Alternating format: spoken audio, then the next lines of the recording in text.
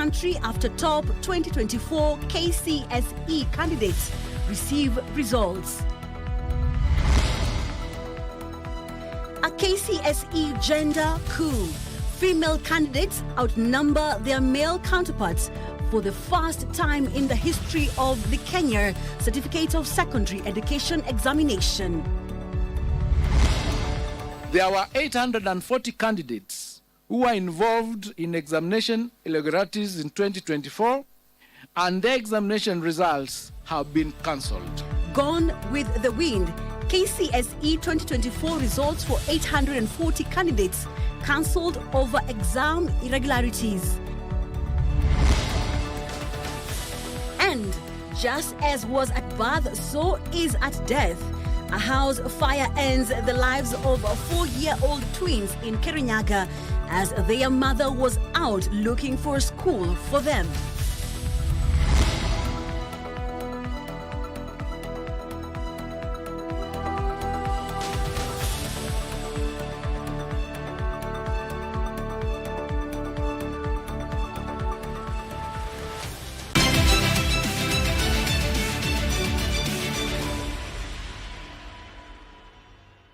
Well, I'm not doing this alone. I'm joined by our sign language interpreter, Brian Muraro. Now, we kick off with the Kenya National Examination Council Thursday released the 2024 KCSE results, which showed a notable improvement in the overall performance of candidates compared to 2023. A total of 1,693 candidates scored Grade A plain, an increase of 477 compared to 2023, while 391 candidates qualified for direct admission to university after scoring a C+ and above. Additionally, the Ministry of Education has announced the introduction of a mid-year KCSE national exam to be administered in July to accommodate learners who face challenges in sitting for the annual exam. Here is Joseph Wahungu with a breakdown of the 2024 KCSE results. More than 1 month after sitting their final examination in 2024, the 962,512 KCSE candidates can finally access their results following the release of the exam. Speaking at the Kenya National Examination Council headquarters in Nairobi, Education Cabinet Secretary Julius Migos Ogamba revealed that there was a notable improvement, with 1,693 candidates scoring an A plain in the exams compared to 1,216 in 2023. The 2024 KCSE examination results have been graded using the reviewed grading system, in which the overall grade at KCSE examination has considered mathematics the best performed language among three, that is English, Kiswahili, Kenyan Sign Language, and the best performed 5 subjects. Further, 7,743 candidates scored an A-, 4,903 being male candidates, while 2,840 female candidates. 19,150 candidates scored B+, 43,120 B plain, and 75,347 B-. According to CS Ogamba, 246,391 candidates attend grade C+ and above, qualifying for direct admission to universities. Some 99,338 candidates scored C+, 111,717 C plain, and 118,781 a C-. It was also noted that 334,821 candidates attained grade D and below. The number of candidates with grade C-, which is TVET diploma and above, was 476,889, translated to 49.41% in the year 2024 KCSE examination, compared to 401,216, which is translated to 44.42% in 2023. Ogamba also revealed that there was an increase in the overall number of candidates who sat for the exam last year compared to 2023. On performance per subject, it was noted that there was a drop in performance in 13 subjects, among them English, while a performance improvement was recorded in 17 subjects, among them mathematics. The CS also revealed plans to administer a mid-year KCSE exam in July. Joseph Wahungu for Prime Edition. Now, celebrations rocked various parts of the country as students who sat for the KCSE 2024 examination, their families and teachers received the results. Our reporter John Kahiro with the details.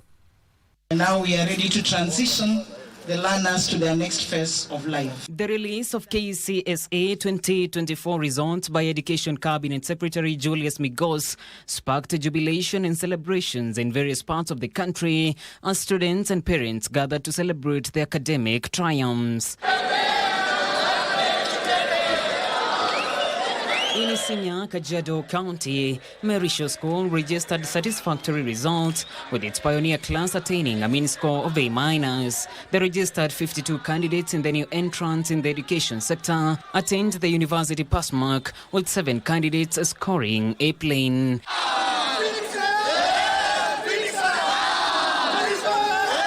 100% transition to university. Yes. And being the first time, and we have recorded a mini score of 10.5686, which is an A-. Elsewhere, Jonathan Maritawa Moniki received his main grade of A plane with jubilation and gratitude. The former Moi Forces Academy student has attributed his success to his commitment and resilience in his 4-year secondary school's journey. To get this grade, I'm just thankful to God, to the teachers and to my parents for the support. And in the outskirts of Kiambu County, Alvin Karanja, a former Alliance Boys School student, could not hide his tears of joy. The academic hero who attained a mean grade of A was carried shoulder high by his jubilant family and neighbors. The one thing I did differently, I think, is how I studied. I was very efficient in how I put my studies forward, and I was very meticulous in how I studied and what I read for, and even just praying that whatever it is I read for is what was tested in the examination, and it's all something I give glory to God for. Tumefurahia sana kwa matokeo yake, tunashukuru Mungu. Tulitarajia atafanya vyema kwa sababu tumekuwa tunaona bidii ambayo amekuwa akitia kwa kazi yake. Meanwhile, an electric atmosphere engulfed Kabianga High School in Kericho County as teachers and students celebrated the good grades attained by the institution. Chief Principal Ezekiel Kurgat, by the time of going on air, said they had so far received 21 A's and several A-, expressing optimism of even better grades by the time the school receives the full results. At the end of it, we'll have a better result than last year. Last year we had 20 A's, but this time round we anticipate to get maybe double that number.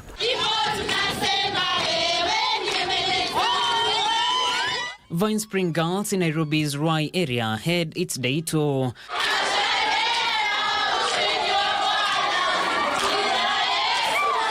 The school had 3 A-, with 91 students attaining the mandatory grades for university. The school director, John Kimani, attributed the good performance to discipline and hard work. We were expecting to hit a mini score of 9.1, which maybe by a small margin we didn't reach there, but we believe we'll be able to do better this year than the way we did last year.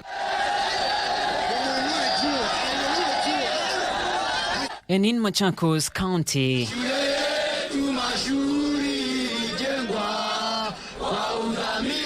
Machakos Boys School Principal Benson Mano was overjoyed after receiving the KCSE results for the school. He attributed the stellar performance to prayers and hard work. They were focused, they were disciplined, they were committed to their academic work. The school had 437 students who qualified for the university.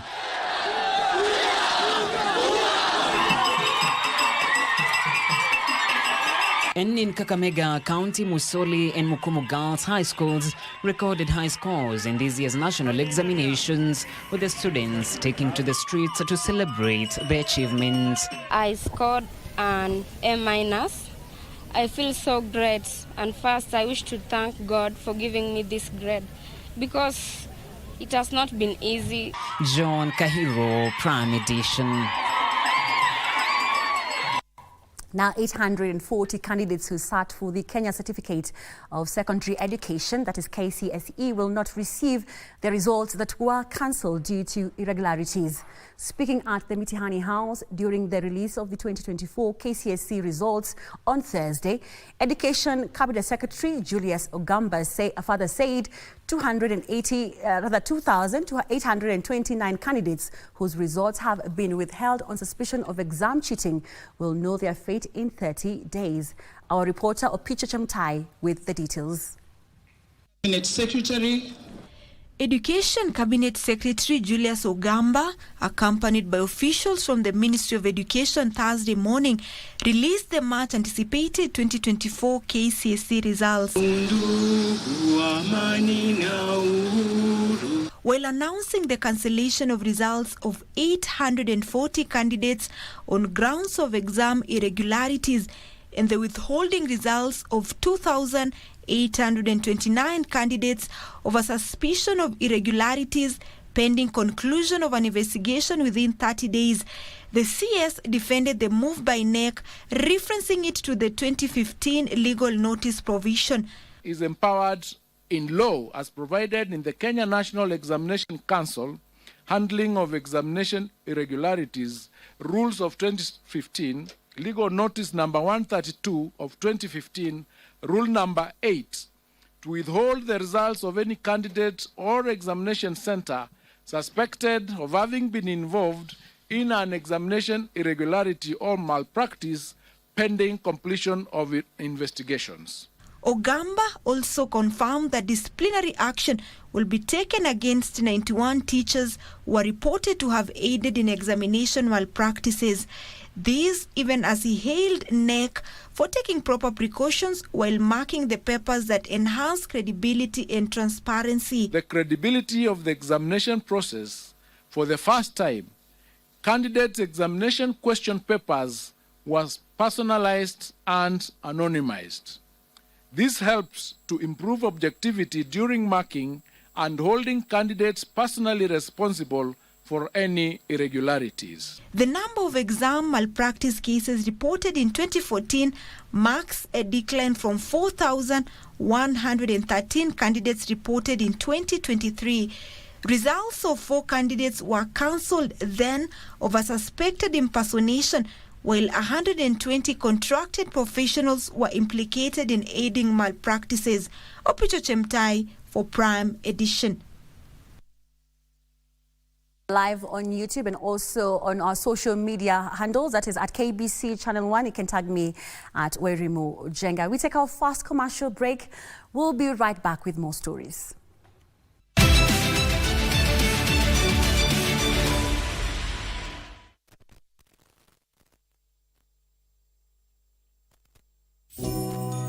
Christmas ni sahi ishafika na ni kubwa kubwa. Kwani hii Christmas ni bomba na Blue Santa kupitia star 570 hash option 1. Rudia. Star 570 hash option 1.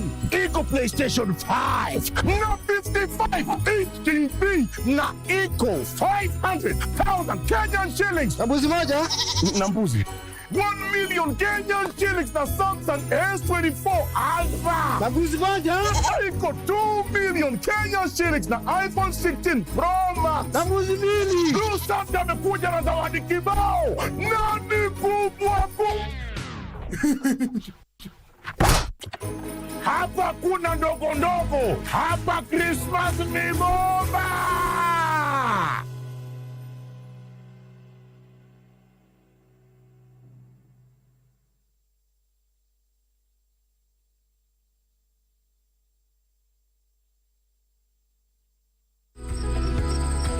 Wiki hii kwenye Mkulima tutajifunza jinsi ya kutengeneza yogurt, kisha tutengeneze sausages za uyoga. This sausage iko na weight loss properties such that it is cholesterol free, haina mafuta mingi, and mushroom iko na hizo weight loss benefits because of the fiber. Sikose kujumuika nami siku ya Jumamosi saa 10:30 nikupashe uhondo kamili.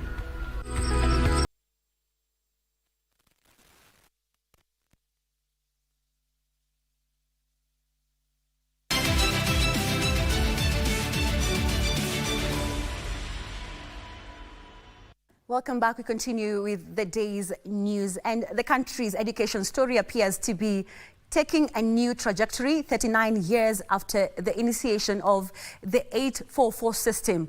For the first time in history of the Kenya Certificate of Secondary Education exams, more girls sat for the exam last year compared to boys.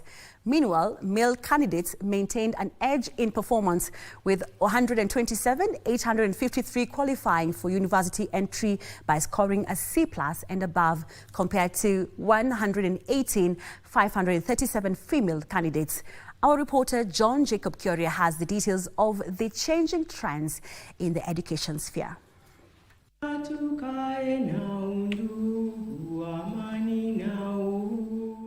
Thursday morning at Mitihani House in Nairobi, education stakeholders gathered for the release of the 2024 KCSE exam results. The results would reveal statistics of changing patterns in the education sector since the birth of the 844 system in 1985. For the first time in the history of the exam, it was noted that the number of girls who set the exams outnumbered the boys slightly by 1,192.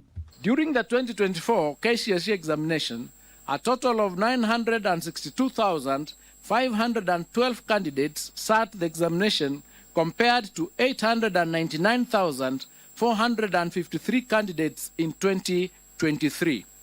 This represents an increase of 64,553 candidates, or 7.19%.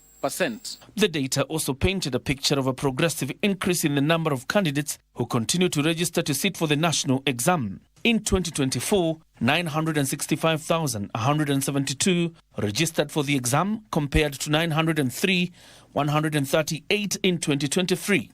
Additionally, Kakamega County has come to the limelight after it recorded the highest number of candidates who registered for the exams last year at 50,078, followed by Nakuru County at 46,294, while Kiambu County closed the list of the top three with 39,613 candidates. Isiolo County trailed the list of counties with the least number of new candidates who registered for the exam at 2,153, followed by Lamu at 2,175 and Tana River at 2,400.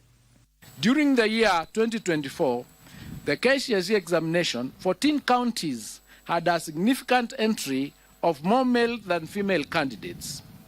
These counties include Garissa, which had 62.8% against 37.17%. Additionally, the statistics revealed that last year's exams recorded the highest number of above-age students who sat for the exam.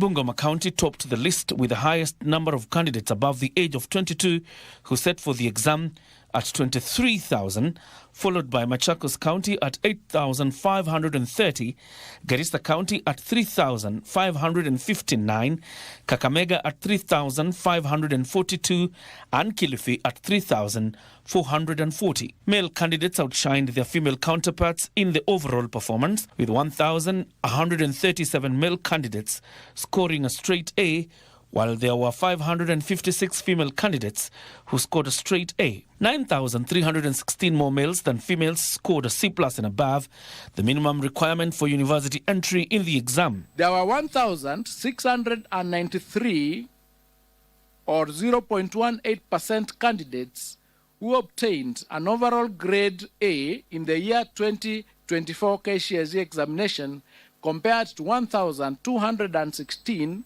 or 0.14% candidates in 2023. Further, a total of 107,527 male candidates scored grade D- and E, compared to 92,293 female candidates. John Jacob Kuria, Prime Edition. Continue with KCSE celebrations, and it was jubilation in Kisumu, Vihiga and Siaya counties as last year's KCSE candidates celebrated their performance in their just released exam results.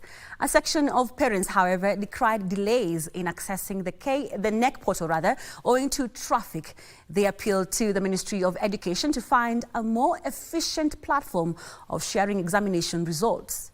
Achola Simon with the details of the mood in the larger Nyanza and Western region. Moments after the Kenya National Examination Council announced the official release of the 2024 KCSE results.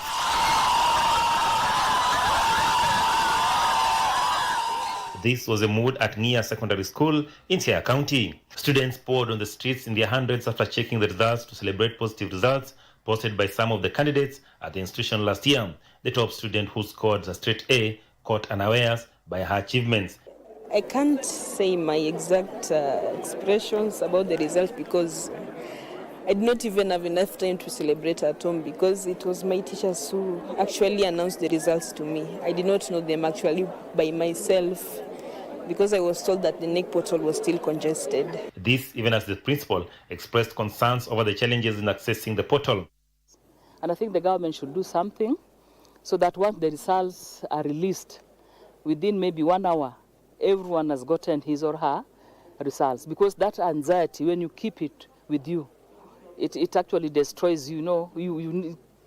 You need to get your results immediately. Something that you've worked for so many years. Similar scenes were witnessed at Mombasa Academy in Vihiga County. The school administration crediting their students' discipline, dedication and hard work to the good results. And this has been due to the complete support that we get from the director, who is here with me now, and the support we get from the parents, and the support we get from the students and the teachers, who are also fairly hardworking in this direction. At Maseno School, the script was repeated as results continued to trickle in, with students celebrating the achievements of their former colleagues. Achola Simon, Prime Edition, Kisumu County. Now we head to Mombasa, where education stakeholders in the coastal county of Mombasa Thursday raised concerns over the slow transmission of results through the Kenya National Examination Council portal. Despite this challenge, several schools in the county celebrated their sterling performance. Now, our reporter Ann Mburu visited several schools in Mombasa County and filed this report. These were the scenes in most of the schools in Mombasa County after the results were announced. During a spot check in the top performing schools in the port city, the school principals commended the top students for their exemplary results and for making the school proud. Na tashukuru alhamdulillah katika hizo A3, moja ndo hii hapa alhamdulillah rabbil alamin Faruk Ali Juma ambaye kwamba ameweza kupata A ya 82, mwenzake mwingine ni Najma Jambi na mwingine ni Uzair Hussein, alhamdulillah na wote wameweza kupata A ya 82. Tunamshukuru Allah Subhanahu wa ta'ala kwa hizo, na bado tuendelea kutarajia kuweza kupata zingine. 2A planes, and then on top of that we have got 19 A minuses, and that is why we are thanking the Almighty God for the good results, the leadership of all the teams, board, PTA, teachers and the students. Even as they celebrated, the principals lamented on the slow transmission of results from the NEC portal.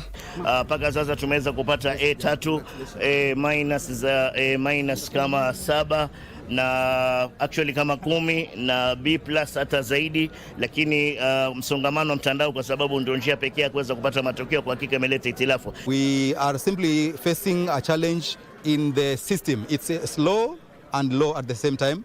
That's why there is a delay, but we have all our results coming. The top students who arrived at their schools having scored A's attributed their performance to discipline, hard work and moral support from their teachers and parents.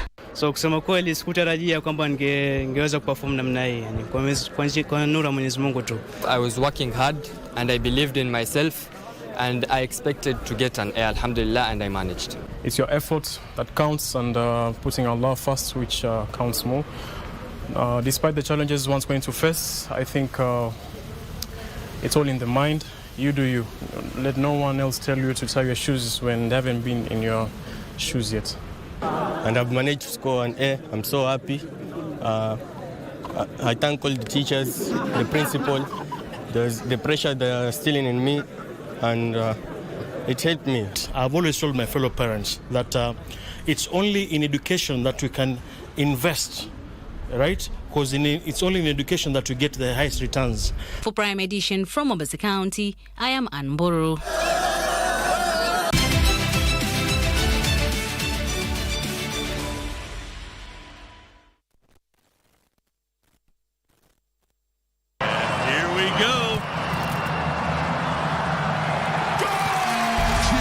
favorite team and win big on MeChezobet.com.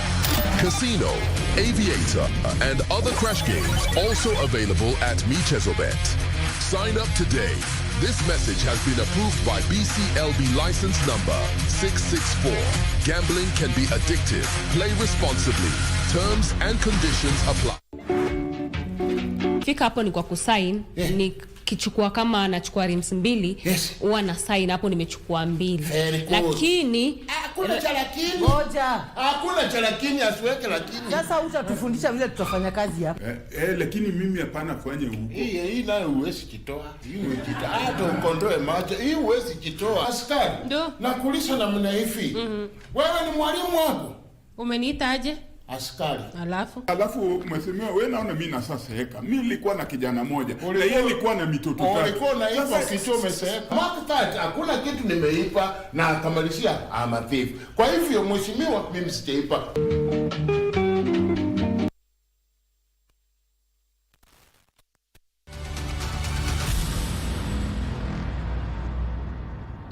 Staying with us, you're still watching Prime Edition, and we continue with the day's news. And learners in insecurity-prone Kerio Valley will now pay 5,000 shillings annually as school fees, following a directive issued by President William Ruto.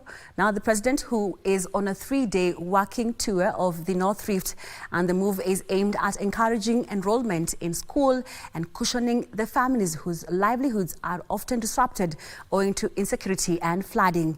The head of state also ordered the Ministry of Interior to resettle over 1,000 families displaced due to banditry within the 1 month. Abdiaziz with the details of the day one of his visit.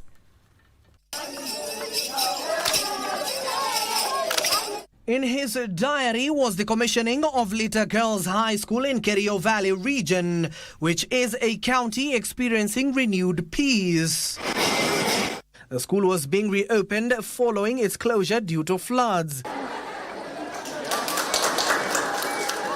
It is here that he assured parents along the disturbed Kerio Valley that security in dangerous and disturbed areas will be enhanced to enable the reopening of 26 schools that closed down due to insecurity.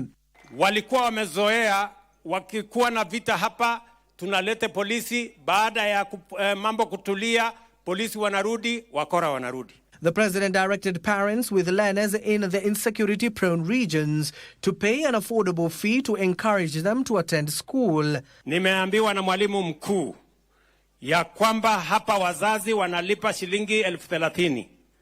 Na nimesema kwa sababu wananchi wa sehemu hii wengi wameathirika na mambo ya insecurity, wameathirika na mambo ya floods, wengi hawana mapato ya kutosha. Tumekubaliana ya kwamba hiyo maneno ya school fees kwa muda tutaipunguza mpaka shilingi 5,000 peke yake. Bunge tumekubaliana na wao waweke basari, wazazi walete tu shilingi 5,000 kwa mwaka. Shilingi 1,500 kwa tamu. The commander-in-chief further stated that the government will build permanent barracks in Kerio Valley for the Kenya Defence Forces and the police to deter bandits and other criminal outfits. Na mimi nataka niwahakikishie ya kwamba askari polisi na wanajeshi watakaa hii Kerio mpaka tuwajengee barracks, ndio wezi na wakora wasirudi hapa kwa mara nyingine tena. Additionally, he directed the Ministry of Interior to resettle the families who are forced to flee their homes due to insecurity. All our kids have reported in school. Na mimi nataka niwahakikishie wazazi, watoto wetu wote wako darasani. Hakuna mtoto ako nje ya darasa ya grade 9 vile tulielezana pamoja na nyinyi. And on the just released KCSE examinations, the president attributed the improved performance to reforms made in the education sector. Matokeo ya mtihani mwaka huu yako bora kuliko ya mwaka uliopita. The president also issued 10,437 title deeds to residents of Endo Ward, as well as conducted an inspection tour of the ongoing construction of Kipkundul, Kapiego, Kamelei roads in Marakwet West constituency. Abdiaziz Hashim for Prime Edition. Deputy President Professor Kithure Kindiki has hailed the transformation of the lives of Mukuru residents as a result of the Mukuru Affordable and Social Housing Project. The DP says that initially residents had encroached their riparian land and dwelled in makeshift structures that posed a danger to their lives. Kindiki, who toured the site to assess the progress made, said that so far several youths from the area have been employed at the construction site. Phase 1 of the project consists of 13,428 units and is almost complete and ready for commissioning. Among the units are bedsitters. We have Kenyans living there, and maybe visit, maybe a family, visit someone here and see the difference and compare from the images I saw along Nairobi River when I went to plead with our people to move from danger. Yet the money they were paying in those Makaratasi houses is the same amount of money that they need to spend for a while and later on own their house, as opposed to that structure on the riverside, which would never be yours. So if we, through this project, our young people can find jobs for a month, for a year, for 2 years, we are very happy as government to encourage this program, because later on we will have found alternative job opportunities to take our young people and our people forward. Now, the question of eliminating ghost workers from the government's payrolls and reforming the public service to restore trust and efficiency featured prominently during the vetting of 7 nominees to the Public Service Commission. Now, the National Assembly Labour Committee were hard pressed to explain how they plan to address the government's ballooning wage bill and enhance service delivery. Here are the details of the vetting exercise. Mwanamaka Amani Mabruki. Nominees to the Public Service Commission were grilled by members of Parliament on Thursday to spell out their strategies to address the deep-rooted issues in the public sector, such as inefficiency, corruption and the perceived lack of inclusivity and fairness in recruitment. Mary Wanjira, nominated to serve as the Vice Chair of the Commission, was tasked to explain how she intends to address the issue of ethnicity and inclusion of all communities in the public sector. My personal character, and especially around the issues of what I believe in, patriotism. I am very proud when I stand as a Kenyan. I say I could be in that category. I don't know how many we are who are truly patriotic. And this is something I've demonstrated throughout my career. Former PS Mwanamaka Mabruki was grilled on her plans to integrate both genders in decision-making processes and address the plight of casual laborers, particularly at the Kenya Ports Authority, having served at the institution. We had training programs, we had even guidelines that we issued to line ministries on how they can incorporate into their projects and programs the element of gender. Legislators also sought to know from the first NTSA Director General Francis Major how he would leverage on his experience at NTSA to enhance public service operations. One of the things that I will champion is automation. It should be very easy. For instance, we get to interact with some of these people. You find a job that is being advertised, let's say for instance at the level of a director level. Then you find somebody who is at the entry level applying for that job. That application should be rejected at that point. Former IBC Commissioner Boya Molu was on the spot amid queries on the authenticity of his academic credentials, which he says he obtained in India. We know very well some of the universities which are being credited internationally actually give papers and not certificates. There's so many people who go there just on certificate to come and look. Honorable. And that is the reason why I'm first of all not convinced. According to me and according to how you ran that election and how the state did not manage to influence you, that was a big plus for me. And I confidently want to say the election was free and fair. He would then proceed to inform the committee of his dedication to ending recruitment malpractices by streamlining the recruitment processes and addressing stagnation. For performance, efficiency in public service is something we have to progressively achieve. So it is important to borrow, but not copy-pasted. The Karemba Mushangi-led committee also vetted nominees Joan Andisi, Francis Otieno, Irene Cherotich and Maalim Harun. The committee now retreats to write its report, which will be debated on Thursday next week at a special sitting of the National Assembly. Tilio Marco, Prime Edition.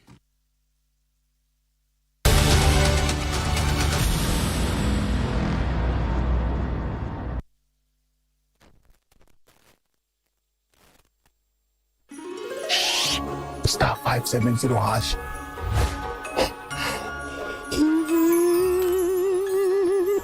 Option 1 kuna PS5 na ni full package na inakuja na JBL Party Box.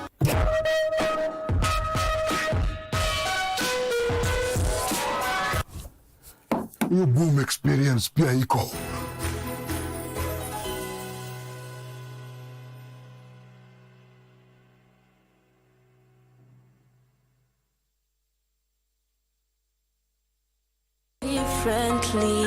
Accessibility when it comes to persons with disabilities. How about we make our transport industry and our building infrastructure to be accessible to everyone?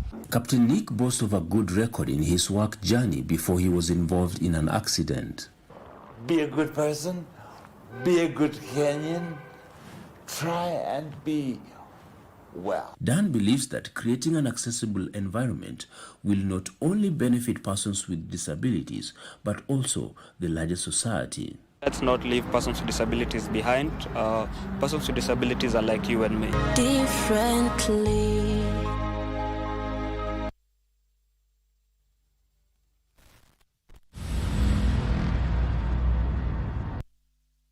You're still watching Prime Edition. My name is Njenga. Now, to a sad note, 2 children aged 4 years have been burnt beyond recognition after the fire gutted down their house at Murikundo, that is Murinduko rather, Mwea East Sub-County in Kenya-Angola County. Now, the twins were left at home in the custody of their grandmother as the mother went scouting for school, which the two were to join when the unfortunate tragedy struck. Area Assistant Chief Patrick Njeru says the grandmother said she had a loud explosion before the house was engulfed in flames. This is what was left of this homestead after it was gutted down by a fire at the Murinduko area, Mwea East Sub-County in Kenya-Angola County. Na iliweza kushika moto, ilishika nyumba ya mbao hapa. Onlookers left in shock after the fire claimed the lives of 4-year-old twins. Their mother had left them in the care of their grandmother as she went out to search for a school that will admit them. Wakati tumesikia mayowe ikipigwa, tumekuja na watu wakatokea zaidi na tukapata moto kubwa sana. Na tukaweza kupoteza watoto wawili ambao walikuwa mapacha. A loud bang from the ill-fated house drew the attention of their grandmother, but between calling for assistance and the arrival of firefighters from the Kenya-Angola and Embu counties, there was little of the house left. The cause of the fatal inferno is yet to be established. Police have begun investigations into the incident. Yusufar reporting for Prime Edition. I pass our condolences to the family. Now we take the counties and get to look at what is happening around the country. Now the embattled Meru County Governor Kawira Mwangaza has called for a truce among the Meru County leadership for the sake of the local development. She spoke during a breakfast meeting in her residence in Meru town that was attended by only 21 out of 69 members of the Meru County Assembly. Deputy Governor Isaac Mutuma did not honor the invitation. Details of this and other stories in the county's roundup. While addressing the media after an indoor meeting with the Meru County Executive and 21 MCAs at her residence in Meru Town, Governor Kawira Mwangaza said that she aims to implement development programs in the county in the year 2025. The governor has been facing impeachment several times by Meru MCAs, but moved to the High Court to challenge the decision by the Senate, which gave her orders to stay in office. Na kama kuna swali lolote MCA alitaka kuuliza, leo nilikuwa niite mawaziri wote, niite chief officers wote, ndio kama hata kuna swali na kama kuna waziri ameshindwa kwenda assembly, wamkamatia hapo wamuulize kwa nini haufiki assembly. Lakini tumewangoja hawajafika. Tumeextend even hours ambayo tulikuwa tufanye mkutano, tukawangoja hawajafika. Those are lame excuses ambazo mtu anataka kubandikia ndio asifike kwa mkutano. Lakini each and every waziri and every chief officer ambao wanaitika. Elsewhere, Nyeri Governor Mutahi Kahiga has flagged off a fleet of 8 motorcycles worth 3.6 million shillings that will assist in boosting the delivery of extension services within the county. The motorcycles will help officers in the County Department of Agriculture to reach some far-flung wards within 32 wards in the county.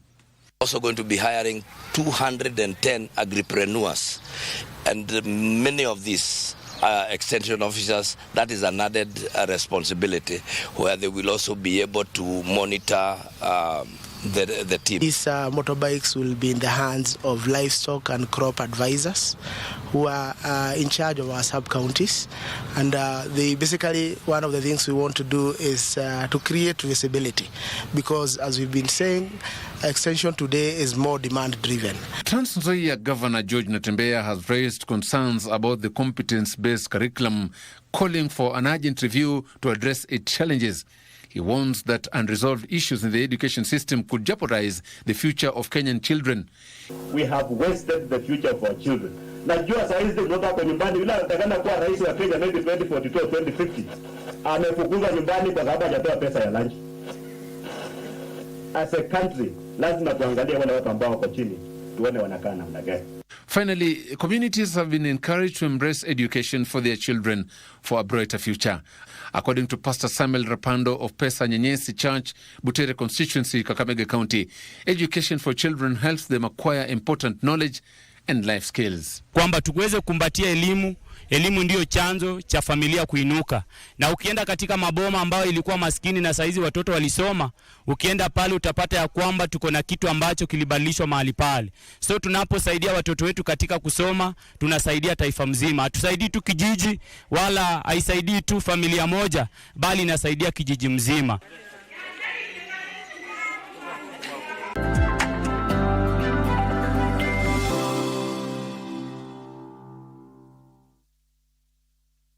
We change gears now and dive into the business news of the day. My name is Njenga. Now, Prime Cabinet Secretary Musalia Mudavadi has emphasized the need for unified efforts to strengthen the business community and foster national progress. He believes a comprehensive whole-of-system approach is key to moving Kenya forward collectively. The Prime Cabinet Secretary convened a high-level stakeholder meeting to deliberate on strategies for improving the ease of doing business. At the meeting, he highlighted that irregularities and bureaucracies are stifling innovation and investment. Mudavadi called for effective solutions to reduce logistical costs, enhance competitiveness, and combat corruption. Meaningful progress can only be achieved when government and the private sector work hand in hand. As we face the winds of change in a dynamic global economy, we must seize this moment to shape a future that is in Kenya's national interest. He stressed the importance of creating an enabling environment where young entrepreneurs and innovators can thrive, noting that this is essential for fostering creativity and driving development. We equip them with the right tools, resources, and platforms that will catalyze the transformation of our economy. Empowered, they can be key agents for development and peace. Let us ensure that our policies create an ecosystem where young entrepreneurs, innovators, and professionals can flourish. National Treasury Cabinet Secretary proposed a stimulus package to address the 600 billion shillings in pending bills over an extended period. A lot of it is under road sector. There is a strategy to deal with that. Mbadi emphasized on the need for both the national and the county governments to adopt realistic budgets and operate within their means. Counties must stop over-projecting on-source revenue. National government must stop over-projecting revenue collection. Now, Uganda is the top destination of cargo transiting through the port of Mombasa, accounting for 2/3 of transit cargo. This is according to the latest report from the Kenya Ports Authority, which indicates that the total cargo handled at the port of Mombasa for the first time crossed the 2 million, or rather 20-foot equivalent units in 2024. 2024 was a good year for the port of Mombasa if the latest data on cargo handling is anything to go by. Data from the Kenya Ports Authority indicates that the port of Mombasa handled 41.1 million tons of cargo in 2024, representing a 14.1% increase on the 35.98 million tons registered in 2023. In terms of container traffic, the port crossed the 2 million units for the first time after containers handled at the facility increased 23.5%. The data indicates that transit cargo volumes through the port of Mombasa increased 17.4% to 13.4 million tons in 2024. Uganda remains the top transit cargo destination through port of Mombasa, accounting for 65.7% of the 8.8 million tons handled at the port of Mombasa in 2024. Other notable transit destinations comprise South Sudan and the Democratic Republic of Congo that jointly account for a quarter of the transit cargo. In addition, Rwanda accounted for 5.1% of the transit cargo, while 3.4% of cargo handled at the port of Mombasa was destined to Tanzania. Frederick Mwoki for Prime Edition. Kenya is collaborating with the International Criminal Police Organization, Interpol, to fight illegal mining activities. Mining Cabinet Secretary Hassan Joho says illegal mining is a transnational crime that requires interboundary efforts in averting it. Artisanal and small-scale mining activities contributed at least 30 billion shillings to Kenya's economy in 2020.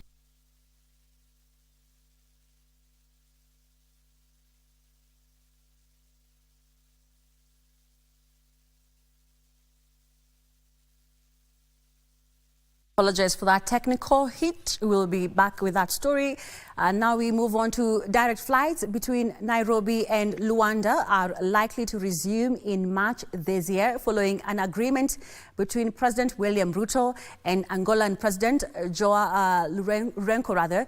President Ruto says the resumption of the direct flights is part of the efforts to strengthen diplomatic and economic ties between the two nations.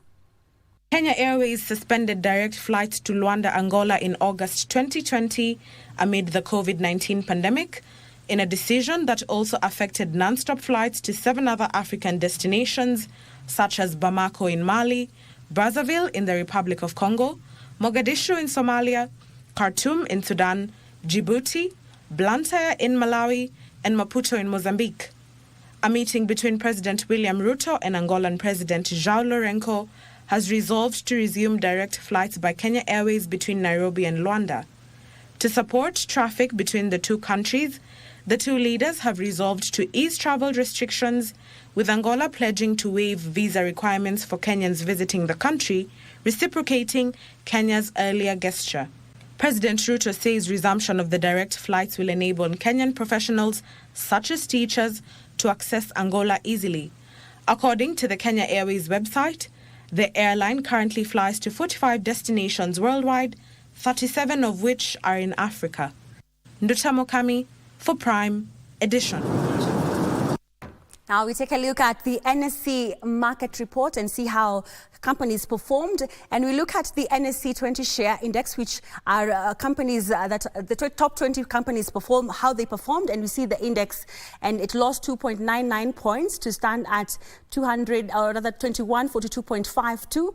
Now all share index, Nancy, was up 0.05 points to close at 128.92. It's right there on your screen. Now, the NSC 25 share index dropped 14.04 points. Now, it is settled at 3508.57.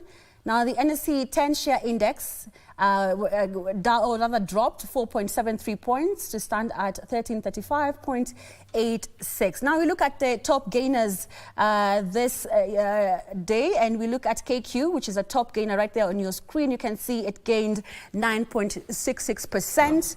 That is how, and it closed at 5 shillings and 22 cents, which was the closing price for today from the previous price of 4 shillings and 76 cents. Now, Kenya Power also was a top gainer there on your screen. You can see it right there, gained 6.02%, closed at 7 shillings and 40 cents. This will be the opening price for tomorrow. Now, TP Serena, of course, opened at 15 shillings and 45 cents and closed at 16 shillings and 25 cents, gaining 5.18%. Trans-Century also gained 4% and 88%, closing at 43 cents there. Now, KenGen also closed at 4 shillings and 32 cents, gaining 4.60%. Remember, this will be the opening price for tomorrow, the 4 shillings and 32 shillings when you want to buy KenGen, or rather you want to trade KenGen shares tomorrow. Now, we look at the losers. And you can see right there on your screen.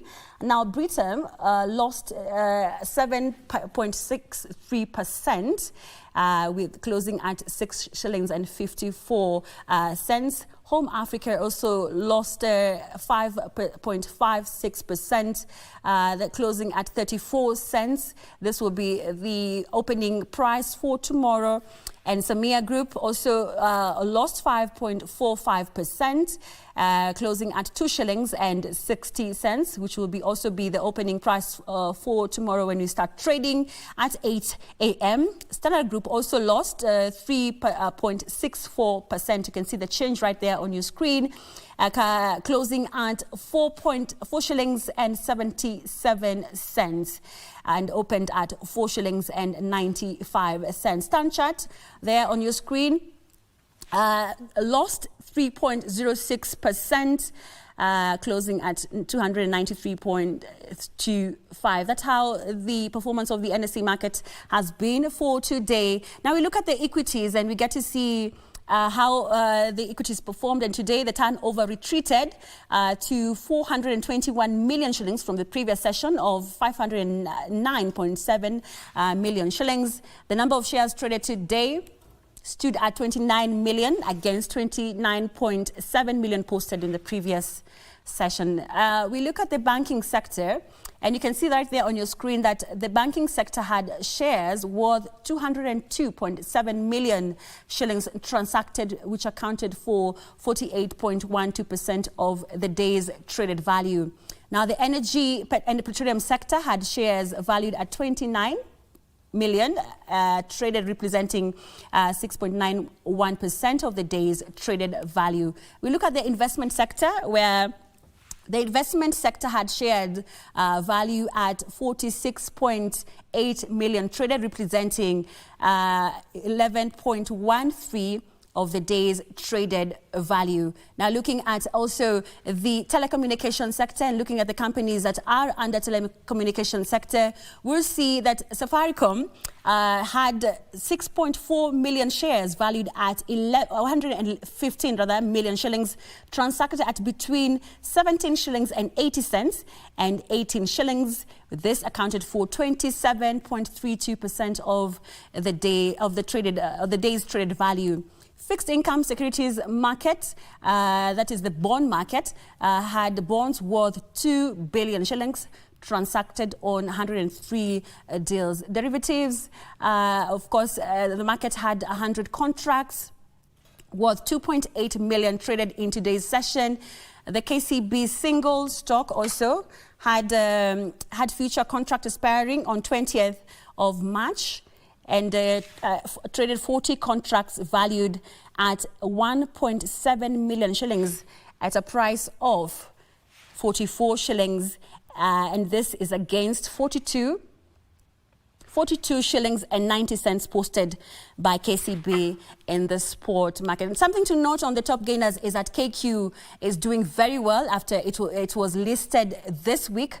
And this is after a 5-year break. Remember, it was suspended in 2020 when the nationalization process had kicked off, but because of COVID, that did not happen. But now that it's back on the NSE, we are seeing some great improvement. And this is something you can trade in if you want to know how to go about, or rather you want to make money. KQ is the best place to go.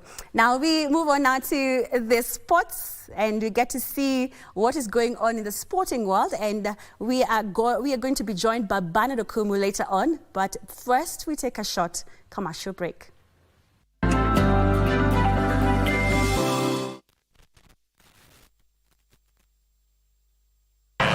we go.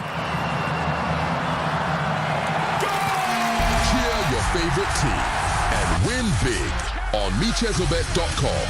Casino, Aviator, and other crash games also available at MeChezobet. Sign up today. This message has been approved by BCLB license number 664. Gambling can be addictive. Play responsibly. Terms and conditions apply.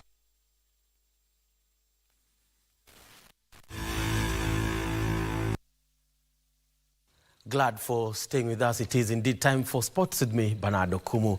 We begin with rugby, where the stage is set for an exhilarating third round of the HSBC Part 7s after the draws were revealed today at the HBF Park Avenue. Kenya will battle series leaders Fiji, New Zealand and Uruguay in Pool C after collecting 11 points from the opening rounds in Dubai and Cape Town last year. Olympic champions France are drawn in Pool B with Great Britain, Ireland and Spain, who are second on the log with 32 points, 4 points adrift of Fiji, who won in Dubai.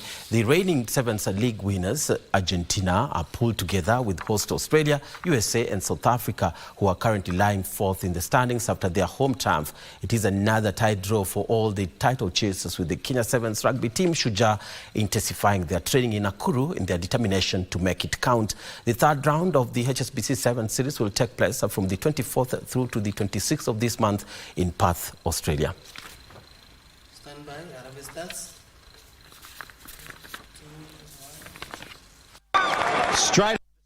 And now, where the national soccer team Harambee Stars determined to come out victorious tomorrow in their final match against host Zanzibar at the Gombani Stadium in the efforts to bring home the Mapinduzi Cup. Kenya has so far collected 4 points from 2 matches in the round-robin tournament. They kicked off their campaign with a 1-1 draw against Burkina Faso before their resounding 2-0 victory of Tanzania at Gombani Stadium in Pemba Island. The interim head coach Francis Kimanzi is happy with the competition so far as he gauges the squad ahead of the eagerly awaited African Nations Championship CHAN, which will be co-hosted by Kenya, Uganda and Tanzania next month, adding that they have grown from strength to strength. The Zanzibar heroes also expected their confidence of triumphant outcome despite the home pressure.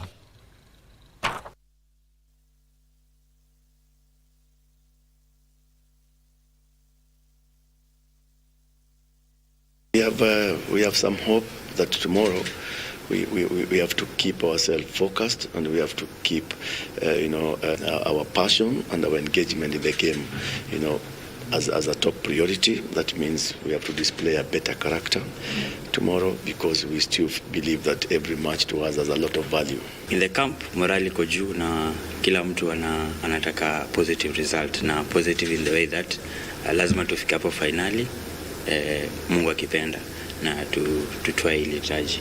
Matumaini yetu ni kupata pointi 3 na kusonga mbele. Sisi tunafahamu kama wenyeji tuna deni kwa Zanzibari, na kutokana na hayo tunaona kwamba kesho kwa namna gani tunaweza kupata ushindi dhidi ya Kenya. And to tennis now, where Kenya's tennis ace Angelo Kutoi stayed on course for her title defense in the doubles when she won her matches today at the Nairobi club during the second leg of the ITF W35 tennis tour. She advanced to the quarterfinals of the singles after her opponent Yufei Ren of China retired in the second set due to medical grounds, while they were tied at 4-all. Okutoi, who had taken the first set 6-2, was off to a good start yesterday when she beat Katerina Shigurova in the opening round. She will now meet Monica Stankiewicz in the last 8 after the Polish eliminated the first seed Stakova of Ukraine by 2-1. Angela also progressed to the semi-finals of the doubles with her partner Sadana Himana of Burundi, who is seeded first after they beat Katerina Sigurova and Alisa Rega 6-1, 6-1 in the quarters. They will now face the Japanese pair of Nagomi Higashitani and Rimon Okuwaki tomorrow.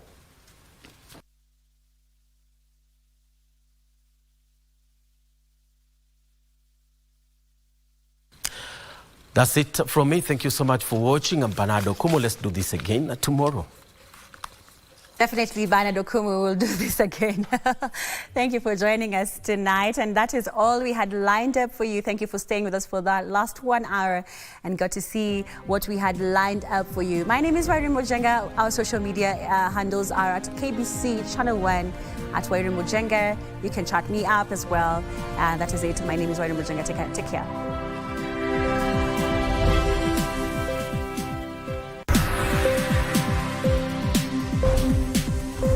Yeah.